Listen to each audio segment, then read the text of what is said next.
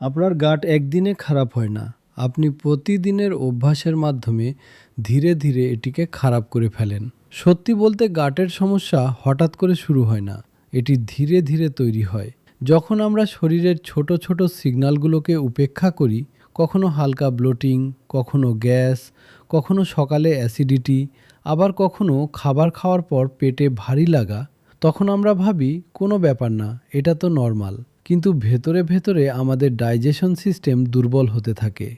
Junk food, অতিরিক্ত চিনি, stress, রাত জেগে থাকা এবং খুব কম পরিমাণে জল পান করা, এসব ধীরে ধীরে আপনার গাটকে ড্যামেজ করতে থাকে। গাটের সমস্যা শুধু খাবারের সমস্যা নয়, এটি খারাপ লাইফস্টাইল, দুর্বল হজম শক্তি এবং গাট ব্যাকটেরিয়ার ইমব্যালেন্সের ফলও হতে পারে। আপনিও যদি ব্লোটিং, অ্যাসিডিটি বা কোষ্ঠকাঠিন্যের সমস্যায় ভুগে থাকেন, তাহলে কমেন্ট করুন গাট, এবং আমি আপনাকে নেক্সট স্টেপ ও একটি সিম্পল গাট কেয়ার রুটিন ডিএমএ জানাবো।